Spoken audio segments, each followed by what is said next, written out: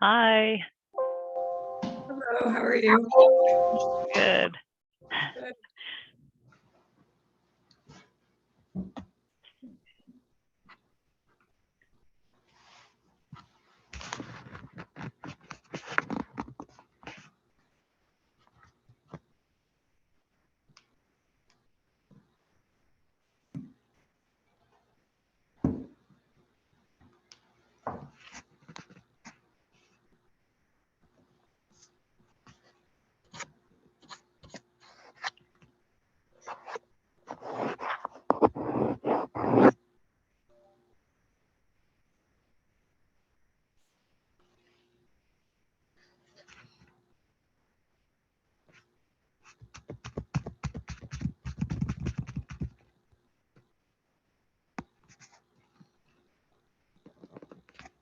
Sean, are you able to work from home every day, or do you go to the office? I just came home for lunch, and I share a tuna fish sandwich with my little furry friend here, who's behaving himself right now. Normally he's jumping in front of the screen here.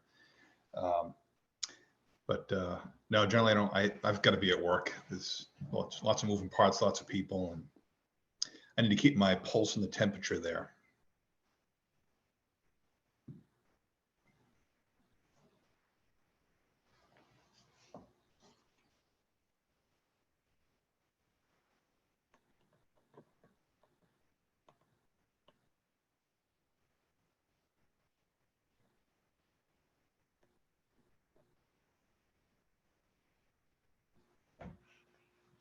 So I assume Joanne's going to be jumping in here at some point. So I guess we'll just wait for her. Yes, looks like she put together quite the agenda for today. I saw that.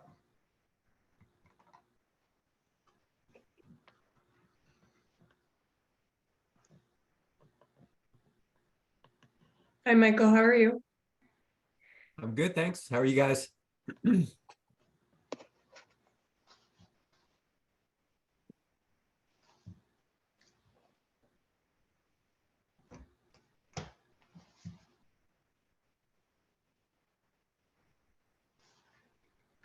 Hello, everyone. Hope you're doing well.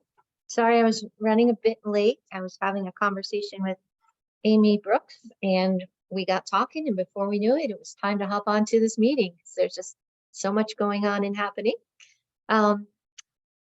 Today, kind of a lot on the actual agenda to try to work through, but I wanted to at least start talking about goals for June through probably September, so that it'll take us a couple meetings to be able to get that work done. And I need to change my view because I can't see everybody. Is Ruth on this call yet? Okay. When she hops on, hopefully she'll be able to. She was going to give us an update about the Woodstock ECE Center, what's happening there, how many slots, their time frame, and things like that. Because we've heard of it from Lebanon and Randolph, but haven't heard about Woodstock in a while. All right, so let me just put that.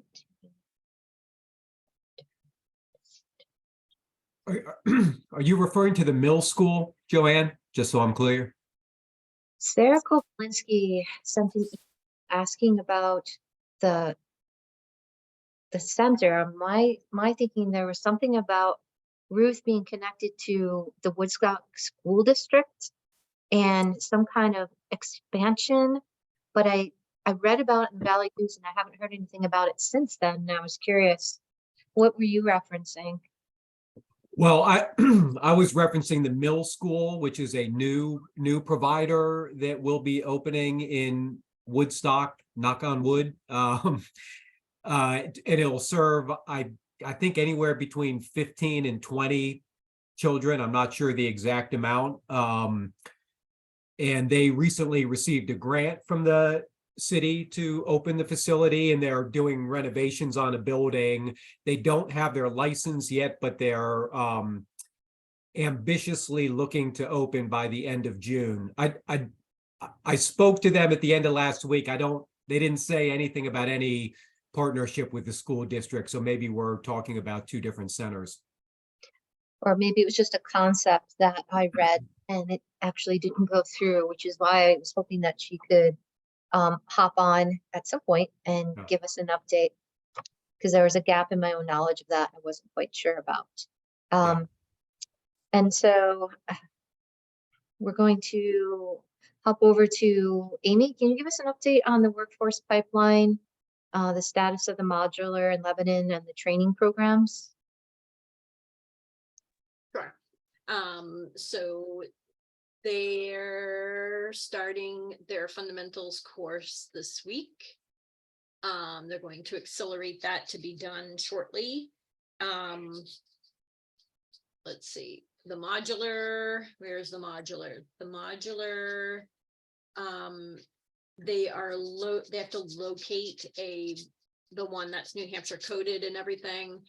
And then we sign the lease, and then I think they said it'd take about 3 weeks. They were looking at sometime in early May for the delivery and setup.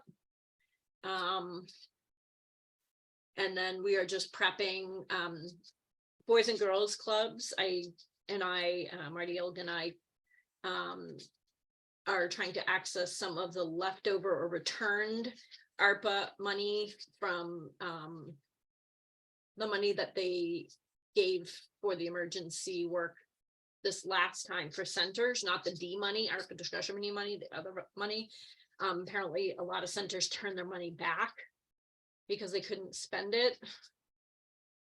And so, obviously they're instructed not to turn any money back to the federal government, to reallocate somewhere. So Marty said, let's go ahead and try to tap some of that for our summer program.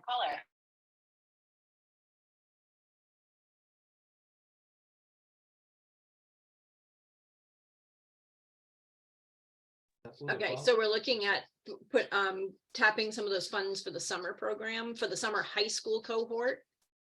And we actually should know that within just a few days. The RFP was sent in Friday, and we're expecting to hear about that in probably 4 to 6 weeks. But the leftover ARPA money, we should hear, Marty said, within days.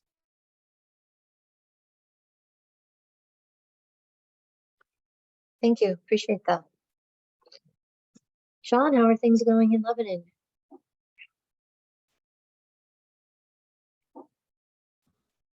Things are great on the shining city on the hill, as the saying goes, right? Streets are paved with gold and everybody's happy. We did our community conversations on the 17th. That actually went pretty well. We only had a couple of folks that had some questions.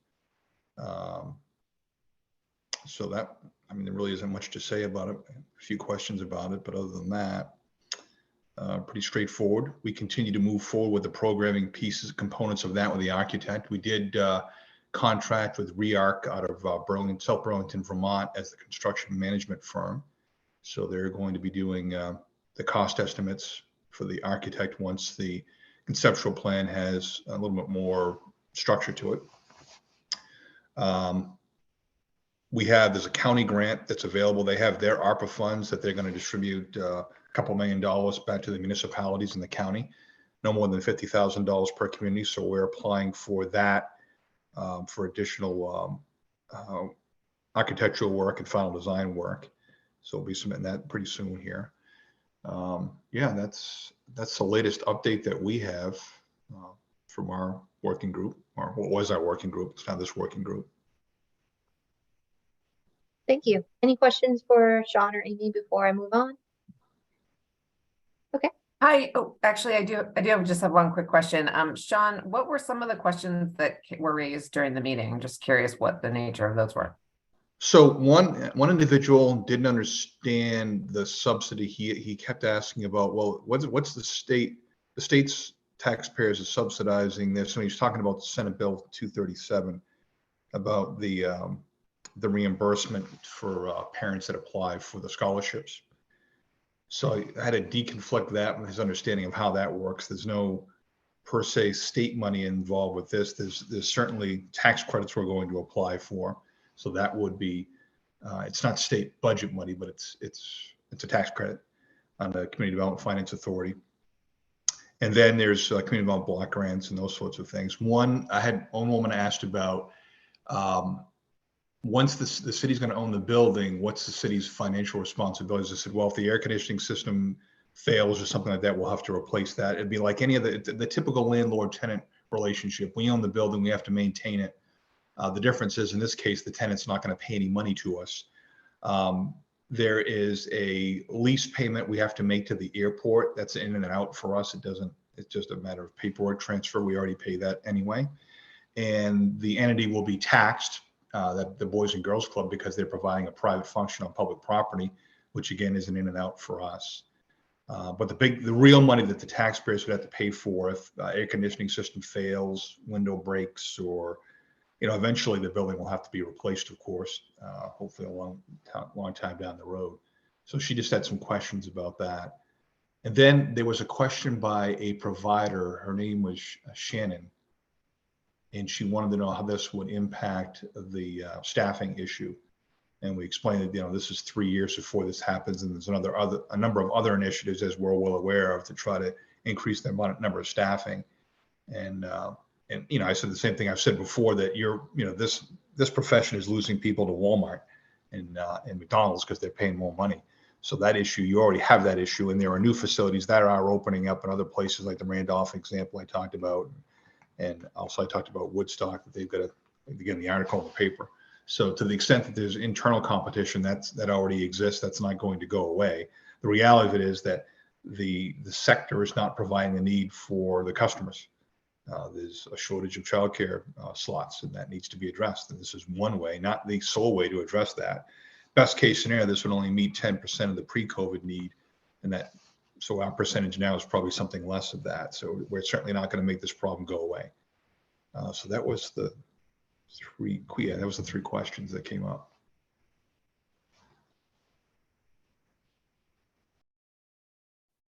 Thanks. I was just trying to hop online to see if Ruth responded back, but I'll keep going with the agenda and maybe she'll hop on.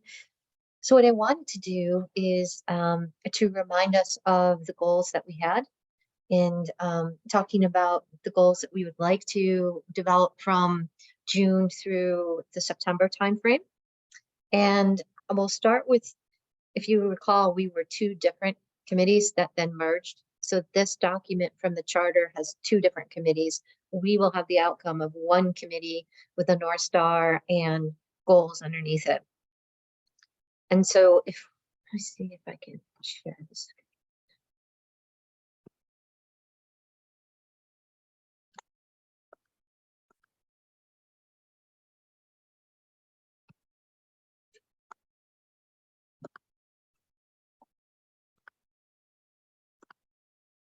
Can people see the screen okay with the agenda? Yeah, okay. So today is more of a reminder and beginning work day, more so than actual production day. Just kind of wanted to plant some seeds. So for the workforce, we had the overall agenda initiative. So there's that. I need to scroll down a bit more. Sorry about that.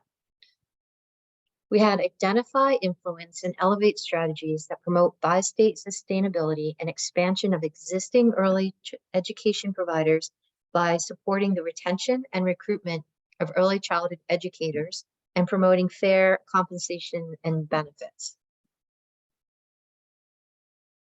The goals were number 1A, identify and support organizations and funding sources to develop a robust pipeline of new early childhood educators, ECEA, tech centers, colleges, and middle high schools, apprenticeships, mentorships, etc. And my notes, and I would love people to hop in, was that we've made great strides in this areas, particularly ECEA, the training program that Amy's put forward in Lebanon and Claremont. There's a potential expansion to Henniker in winter 2023.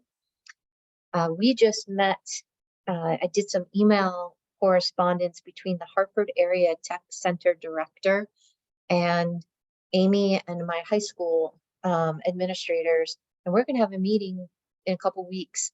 Hartford is very interested in early childhood education. Erica herself, who's the executive director, her own child has had multiple child care provider changes over the last few years. Rebecca, who works on the curriculum instruction and assessment area, sees this as a need. So there's a potential there of our collaboration leading to an ECE child care health services program going back into Hartford, which would be another pipeline besides the ECEA pipeline. And we're going to talk about that, with Lebanon High School potentially being one of the feeder schools into that program at Hartford, but also a feeder program for the summer that Amy was talking about. So there's some connections that we can make there for that work. And then Amy just submitted the RFP, and we are going to try to meet with Sarah Jackson, Sarah Kay, Amy, myself, to talk about the proposal that Amy and I have been working on for Dartmouth College and Dartmouth Health. We want to do that in early May and give Joanne Conroy and Rick Mills a substantive proposal, including financial aspects, by that Thursday or Friday, the first week of May, because they came forward saying that they want to support our efforts, and we want to be grateful for that and turn that around and give them specific targeted ideas as to how that they can support those efforts. Are there other things that we have done under strategic goal 1A about the pipeline in new early childhood education that I should note from this committee?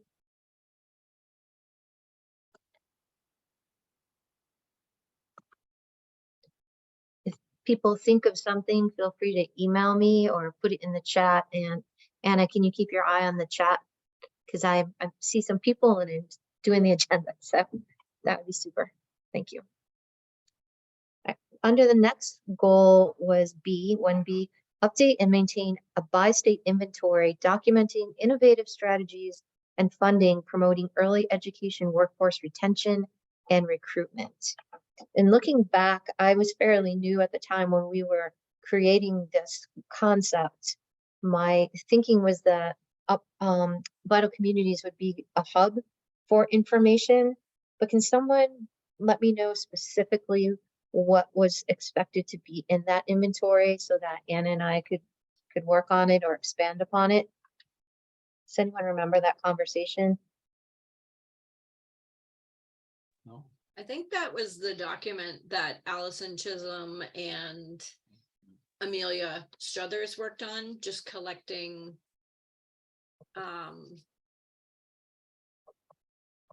Like the Excel spreadsheet crosswalk? That one? not the crosswalk. I think it was just an inventory, I think. Okay. There was an organization that started with the letter G, like the Grafton Development something. GRDC, Thank Grafton you. Regional Development Center. Yeah. Yeah, I think that Say. Allison was working with at that time when she put that form together. So how about this? I'll locate it and I'll add it to the agenda for next time so we can all see it to determine if that's what it was that we were referencing back then. And if you want us to expand upon it, we would be happy to do that. And so that was 1A, 1B. And facilitate development of an integrated network of business support organizations that can provide the necessary business-related technical assistance to existing providers to support early childhood educators to increase capacity, maximize revenue, and capture operating efficiencies. I'm not quite sure where we are with this one. We haven't focused too much on that. I did attend an Upper Valley Business Association meeting and talked about the dire need for ECE. And I was also thinking, Amy, has your group, was that kind of what we were talking about with the assistance of a grant writer in ECEA, or did that fall somewhere else as a goal? Because that was a barrier we talked about. Yeah, that's actually for centers. Okay, We have nonprofit centers that are not applying for grants. They just don't have the capacity, or some lack skills, but a lot of it is capacity.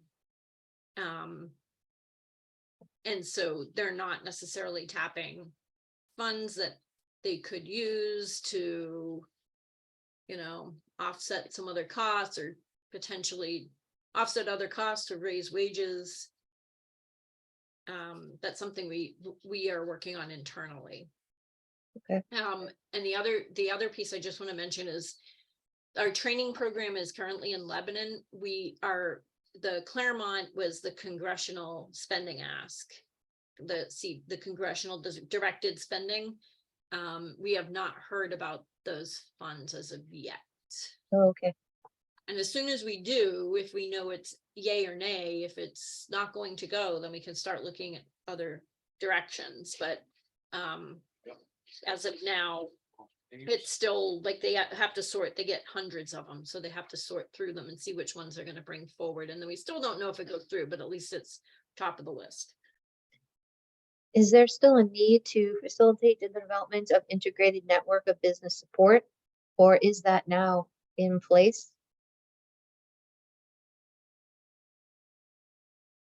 Or is there a bigger vision to that?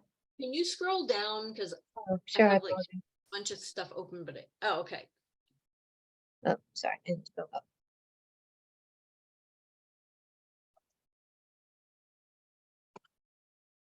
And I can just add that Early Learning New Hampshire, DHHS has, issued a number of different RFPs. And Amy referenced the workforce one that she applied for. And Early Learning New Hampshire, with partners, applied for the Child Care Business Improvement Program funding. So that is going to be targeted on providing business supports. So I thank you for that. I leapt down on I had two things going and I wasn't doing either effectively. I had the agenda going and my own printout going so I could write notes. So let me back up. I did start off in the right place, which is helpful. There. Then we have the update that maintain the by-state inventory. That's where I'm going to connect with and find out what Allison put together. We have been bringing these concepts to the advocacy committee. And where I jumped to, and I apologize, was the second work group model.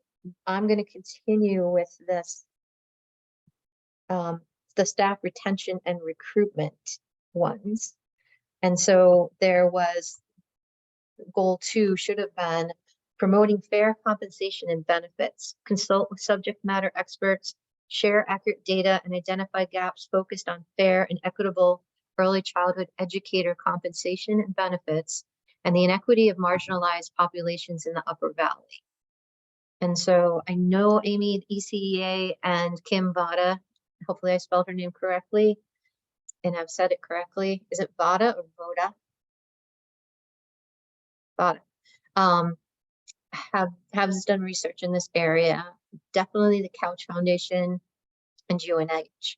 And then Let's Grow Kids did the RAND report that came through in regard to subject matter experts. Are there other subject matter experts that I should put under this list to add about this topic, compensation and benefits? Okay. If you think of any, let me know. This is Julie. I think this is where the prior conversation, Sean had mentioned the concern expressed at the community conversation about the impact of a new center on recruiting staff. And so that relates to this topic of wages and benefits specifically. And I don't know if there's anything broader that this committee wants to tackle. There is a subgroup of the New Hampshire Child Care Advisory Council that's looking at wage issues broadly and what it would take to impact that in a significant way. So I just think it's, it's a topic to continue to explore. Julie, is it considered to be a wages subcommittee? Is that what that one is called? Yes, of the Child Care Advisory Council.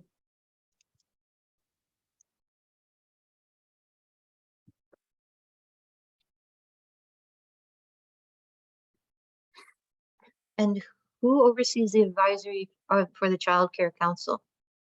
Right now, that's Mary Ann Barter of Merrimack Valley Daycare Services in Concord Okay, and others. okay. Is that connected to the state at all, or it's an independent organization? It's a legislatively mandated Child Care Advisory Council that preceded the Council for Thriving Children. It's separate from the Council for Thriving Children, focused on childcare, but it is a legislatively mandated body. Thank you. And Amy, you just mentioned that there was just a strategic plan that was for 2023 through, was it 2025 in the meeting that we were just on that has information. I was going to push it out to people. What was that one called? That's the Council for Thriving Children.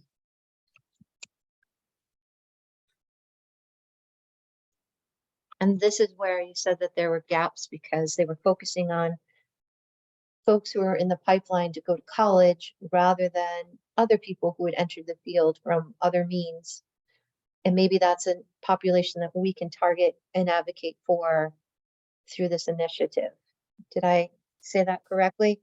Just want to make Yeah, sure. Yeah, Marty actually, I should have Marty write down how she describes it, but she said it's an untapped source of an untapped workforce.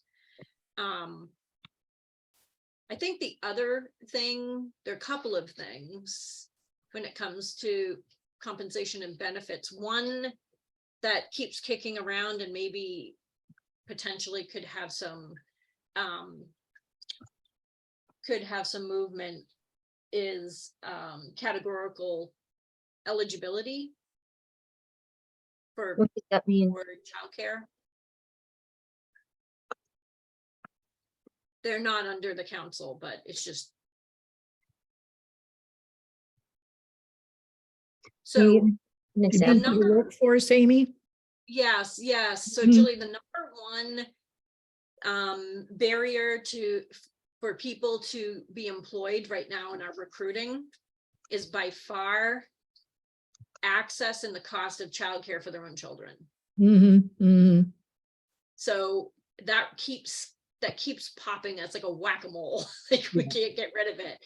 And it was years ago now. I remember having a conversation with Erin Hennessy, who was the senator at the time and now is deputy attorney general or something like that. And she said there's a huge argument for categorical eligibility, not just for childcare, but for other under-resourced, not tourism, but under-resourced and highly impactful sectors. Mm-hmm. So my thinking in the back of her head was nursing. She didn't say it, but Sure, makes sense. yeah. And I think that's a really good point in terms of looking at DHHS policy and where they could influence this issue.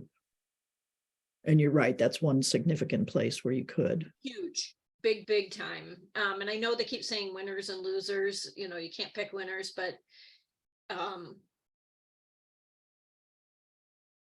I think that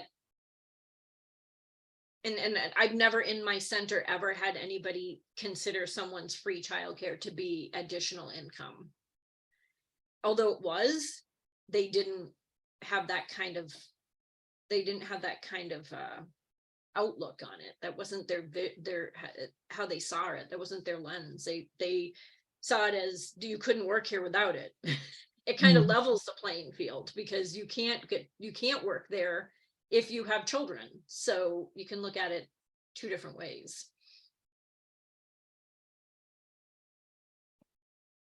I wonder, so there's women, 2 million women or whatever out of the workforce. I wonder in other sectors if having children is a disqualifier. You know what I mean? Because you can't find childcare, and the childcare isn't open a certain amount of hours, and it costs too much. And when you weigh it into your budget, it doesn't work. Like, it shouldn't be seen as winners and losers when it comes to categorical eligibility, in my mind. I'm seeing that more in education. Teachers are going out for FMLA and not coming back because they can't find childcare. Para-educators, custodial staff, they don't, schools have great compensation comparatively. But even still, it's so hard for them to find childcare during the day when they would have to come back to teach, that some are just staying home without pay through the end of the school year. And because we have so few people going into the field, I have multiple long-term sub positions that I can't fill. And that's not in the best interest of our students either, to kind of have short-term subs that are constantly coming in and there's no cohesion to their experience that year. So we've had that happen right here in Lebanon, and in our school district. It's definitely, to your point, happening there. And Sean has talked about the impact in Lebanon City positions. Rebecca Owens and others have had conversations about that too. I wasn't sure what develop an inventory of Upper Valley compensation and benefits in other business sectors with similar or less pre-employment requirements. If that has come through Kim Vada's work, doing a comparison of what people earn in or out of the field. I have not, I printed it out and I reviewed it when the RC information came out, but I'd have to go back and relook at it to see if that research talked about that. And I wonder if there's something in the RAND report. So I can definitely circle letter B and do some research on that.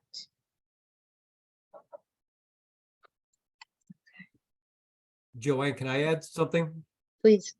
So it's my understanding, and I think Amy probably knows more about this or clearly knows more about it than I do, but the Vermont AEYC and others have been working on what a fair compensation wage scale could look like for early educators, along with a career ladder. So as these professionals move up in their fields and in their professions, what sort of reasonable steps in salary increases could look like.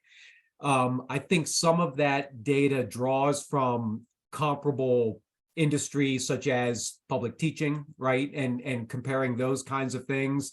So maybe having them join one of our meetings and just talk about that work and sort of what they're finding and what they're going to eventually be advocating for could be really helpful to at least make sure that we're all thinking about it in the same way. I can absolutely reach out. Who is it that attended our meetings in the past? Because was that the same person who then went to Let's Grow Kids? Or am I thinking of another person who left? I'm not sure. Yeah. Do you know, Amy, somebody in Vermont held that kind of position and then they went to Let's Grow Kids. Is that person or someone else? Are you talking about Janet McLaughlin? Yeah, what was she and where did she? And then Sharon Harrington is now, I think Janet was in charge of Vermont AEYC, and then she went to, I think she works for Child Development Bureau or something over there now. Oh, okay.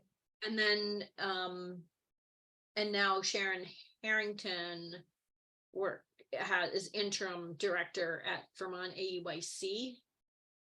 But Emily would know. Emily would know who has that information. Maybe Emily does. Emily Tannenbaum? Yeah, because that was actually the state. The state did that report. Julie, can you settle my brain for me? Who was the guest speaker the other day at the wages group? Where were they from? I couldn't be there for that meeting. I believe she was from New York. Okay, New York, yeah, East Coast, West Coast. I was like, it's either like Massachusetts or Denver. I couldn't remember. Michael, were you there? Do you remember? Yeah, I wasn't there, but she was from Hunter's College in New York. Yeah, she's an So there was a- academic. There was a lot of cautions that she had that I thought were legitimate to think about when you talk about wages and compensation and, you know, crosswalking to public schools, and shed a different look. It would just be interesting to have multiple people Yeah. tell that story. Okay, great. I will follow up with Sharon and Emily, see if we can get that information. And then identify strategies to retain qualified educators. Thought of the ECA training program. What about the legislation, Sean, that you put forward? Does that fall under this? You're trying to decrease and do tax exemptions to support? It's broader, as you probably saw, the original Senate Bill 221, the study committee that they created out of that, it has a much broader reach than just property tax exemptions. That's just one component in there, and that's to be studied over the summer. I suspect that Senator Prentice will probably be the chair of that, or probably be assigned to do that. I suspect, but I don't know that for sure. So we'll have a discussion with her to find out what she wants to do with that, because there's a report that'll be due in November to the full Senate. And she's got a much broader umbrella now than what she had before to deal with. Do you think she'd come to one of our meetings and describe what her thoughts are, and what would be the best timing to do that? What I think the important part is she's going to need us to be able to help frame all of those issues, because she's not per se an expert on that. She's going to be looking for us to tell us these are the components of the things that we should be talking about. What's the best time frame for that? Is that happening now, summer? No, normally it's the summertime when they get done their work. They're obviously dealing with the budget right now, and that's due by July 1. So between now and July 1, they'll be wrestling with those, and they're winnowing down the number of pieces of legislation that still exist. And then as that happens, then they'll start to move forward on getting their committee meetings scheduled for these study committees.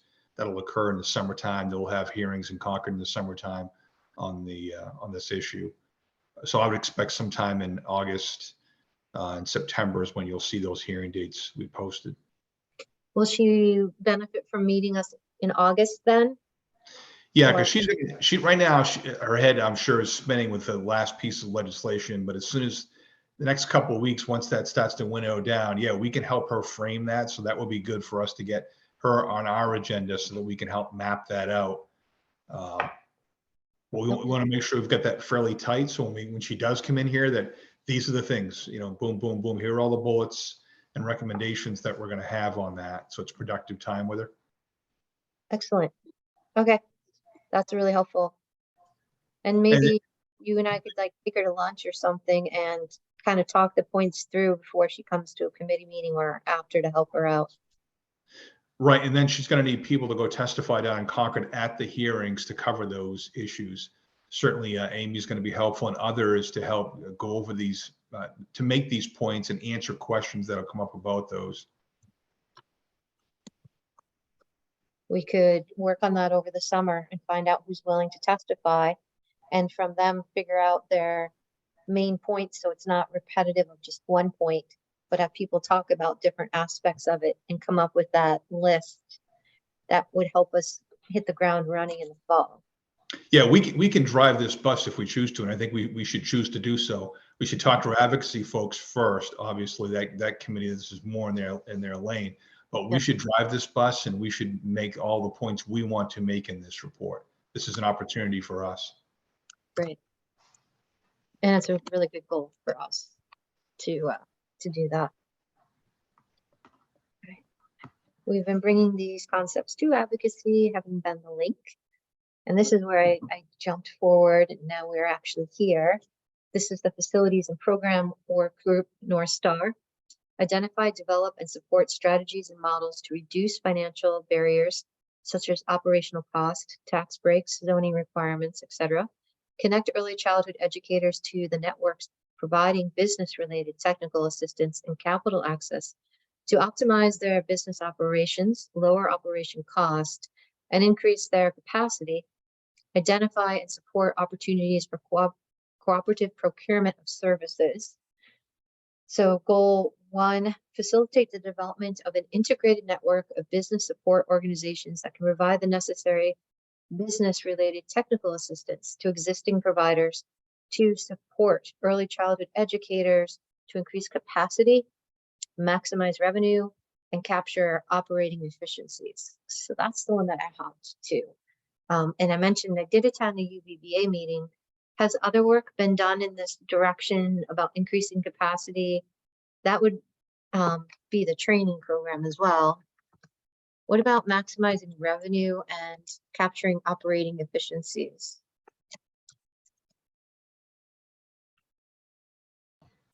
Julie, do we know yet where the 3.6 million went, or what is going to be done with that? From Gopher, the Gopher. No, we haven't heard on that. So I think there are elements of this, Joanne, that Amy's group is working on. And then, as I said, if Early Learning New Hampshire were to get funded through DHHS, that project would be providing business technical assistance, self-assessment. There were a whole lot of deliverables outlined in that DHHS RFP that might fit here. That's wonderful. And we would want to coordinate and align with the work that Amy is already doing in the Upper Valley. Julie. Yeah, I'd like to add to that too, if I could. So Let's Grow Kids, as I think all of you know, are scheduled to sunset at the end of 2025, their statewide childcare campaign. And as they are going through that process of sunsetting, they're looking to build capacity for technical assistance, direct assistance to providers within different regions. And this sort of business support and new models of childcare operations and operational efficiencies is part of what they're trying to build out. I don't know exactly what their plan is, but they had reached out to us, for instance, to see if we'd be interested in supporting some pilot work along those lines. I just think they don't really come to these meetings. They used to come and speak from their kind of policy position, but it might be interesting to have them come to speak more around their provider supports technical assistance side of the work, which is a completely different side of their work. So that I think it would just be helpful to hear from them on what their plans are. Absolutely. And once again, that would be Emily or Finn, right? From Let's Grow Kids. Are those the right people to ask? I don't know who, personally, I don't know who manages their regional work in terms of technical assistance. I don't know. Amy, do you know who that person is? No, I don't know them yet. I don't know if they've gotten that far. Okay. I'm going to be in contact with Emily because at one of our last meetings, she was going to put together a list of senators for people to reach out to. And then she emailed me Friday or Saturday and asked me to hold off on sending the draft because she wanted to do some more work on it with Finn. So I kind of have a list of Emily T questions I can ask her all at once. And she usually gets back to me. So great suggestions. I have an observation from the COAS work on that. So in Coas County, they're just starting to launch more comprehensive work around business supports. And the biggest barrier is capacity of the director. So there's actually conversation we've been discussing about potentially hiring someone that could help kind of gather the information that's going to be required and, keep the board informed and all the things that director doesn't have time to do. And it makes me think about the centers that are in the toughest place are the ones that are going to need it the most and have least capacity. So I'm just wondering, Julie, if that came up in the plan in the RFP, or if that's something maybe we can, target a handful of centers with a liaison or maybe some additional capacity or expertise to engage in the workforce, or the pilot or whatever, around back office business supports. They're just really stuck. And those are the ones that I'm really afraid are going to crumble first. Yeah, I think you're absolutely right.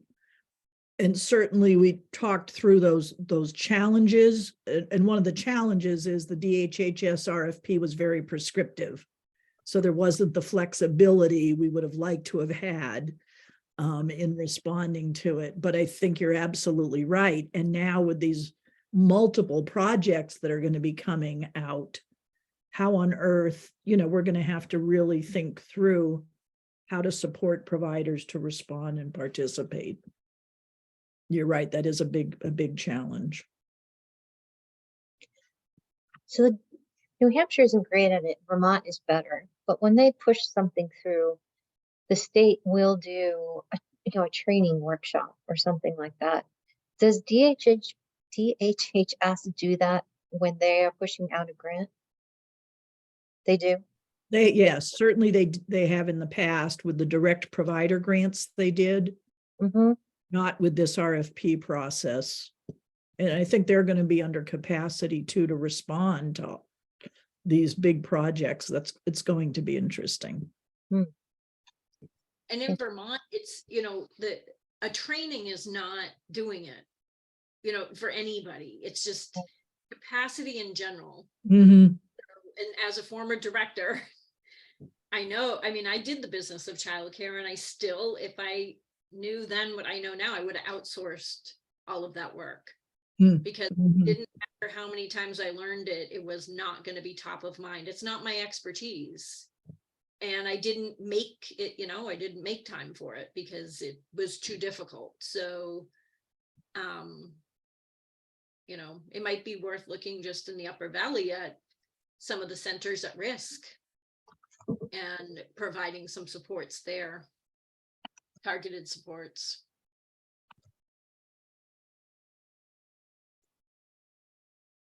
Is there a certain time of year grants are due? Like ours are due. We're writing ours now to try to get them pre-approved for July 1 going forward.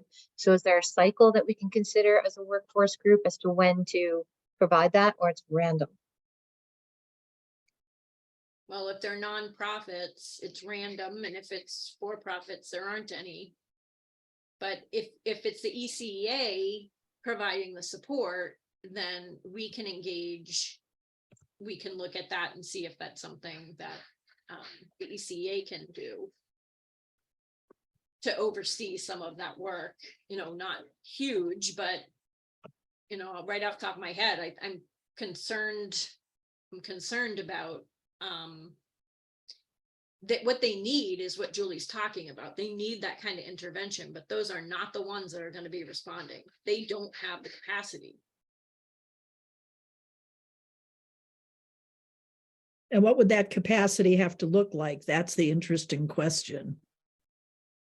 Started looking at that in COAS.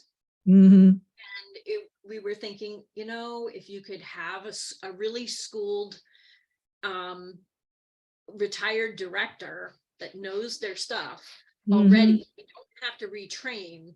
And then if it were a nonprofit, you would build in some some board development piece. I just got something somewhere, I can't remember, but I think it's almost like a board boot camp. those types of things, that to kind of organize that and engage that, where the director may not have, well, not only do they not have the capacity, a lot of our directors don't have the experience, Mhm. and the changeover of directors is unbelievable. I've never seen the changeover of directors that I've seen just now. It's every time I go to email someone, it's a new director. Yeah. Are you referring the New Hampshire Center for Nonprofits had a boot camp program that was great, so that a nonprofit that was facing challenges, I think it's a good model for childcare, because nonprofits that were experiencing financial or organizational challenges could connect with the Center for Nonprofits and get some direct support around key issues. It's kind of the SWAT team that we've always wanted to have in childcare. And I think you're coming out of the pandemic, that is a real concern. Which programs are most vulnerable? Right, it's multi-layered, it's Yes, boards, it is. it's Right. owners, it's, and if to be honest with you, because things are at critical point, I feel like there may be an opportunity to kind of push them off the edge of engaging, outsourcing, billing, collections, things like that, at least starting with that, where they might have thought they'd had it down before. They may welcome that kind of support now, so it's less to worry about. But again, they've got to engage the boards to accept it. So who has the capacity to do that? So we were, thinking about who could we divide up here. We were thinking maybe we could do a third, one person and a third of their time at the three different, maximizing tuition pilot centers, because they wouldn't, their engagement is dependent on their capacity, and they don't have the capacity. And it starts there, and then it goes to the boards, and then the boards fall apart, and then the whole thing just crumbles. So we need to kind of, I like this, back to the SWAT team.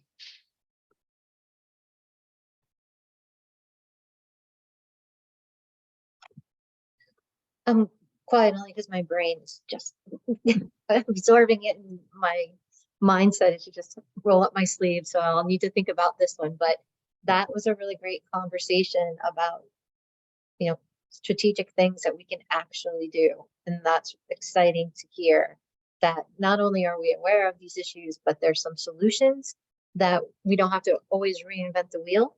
So that's exciting work. We talked about developing a list of Vermont and New Hampshire grants and low-cost loans available for facility improvement and expansions, and adding that to the websites. And my understanding is from the surveys, Amy, your organization has this information. I'm not sure if it was shared because it's constantly changing. And I don't know if it really makes sense to add to the EC initiative list. Here are facilities improvement needs, but grants and things like that might be helpful to add. What is the group's thoughts on that?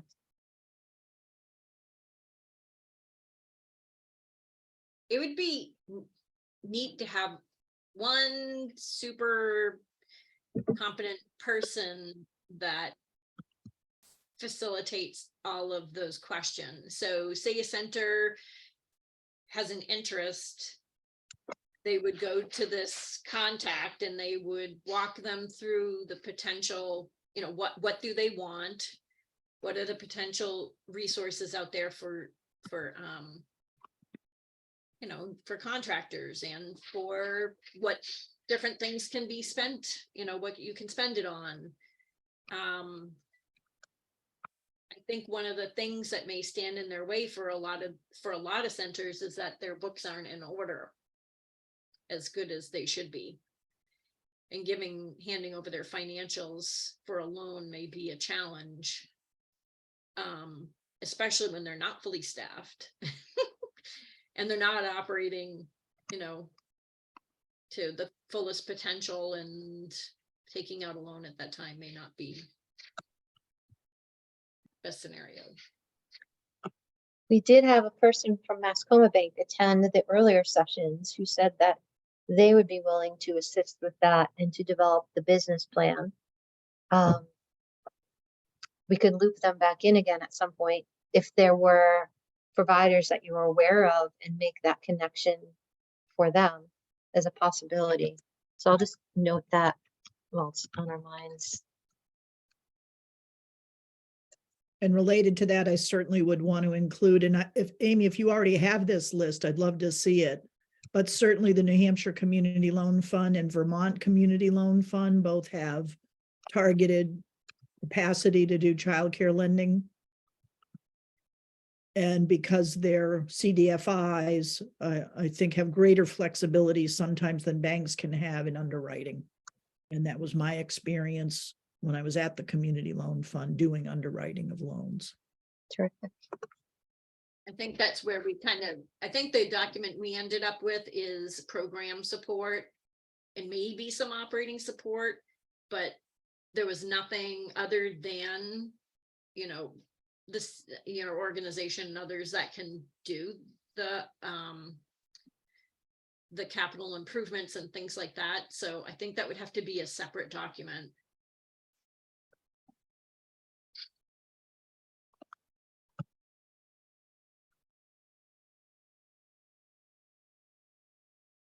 At one point I looked into locating a contractor. There was some interest, but then I don't think people were really ready to have site visits. So that was just kind of like a hold on that for now.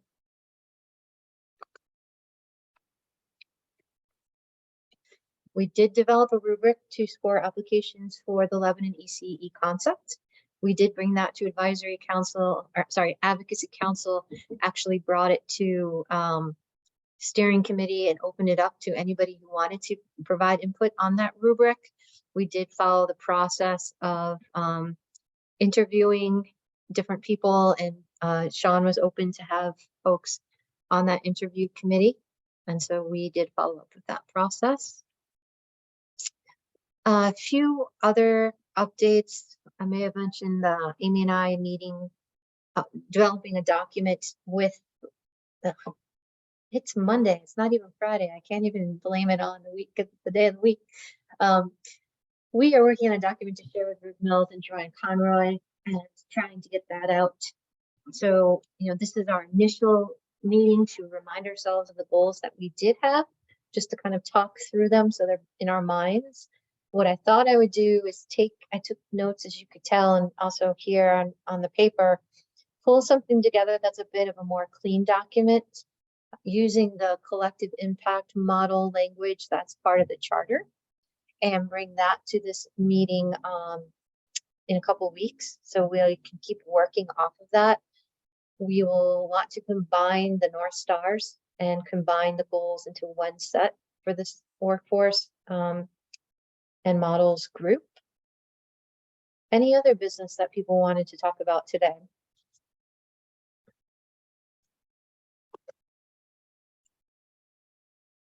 All right. Well, I thank you so much for your time. We actually got a lot accomplished, and I will try to clean this up. I will also reach out to, give myself a sticky note, Sharon, and then Emily for a few of those things, and find the Allison, what I'll call the Allison report. Terrific. Well, things are going to start to bud out here. I don't know why, but it always blows my mind that it's like everything's closed and it feels like overnight after that rain, everything just pops out. So I'm hoping you're experiencing this great spring weather, and I hope you have a great rest of your week. Thank you so much. Take care. Thank you. Thanks for all of your hard work today.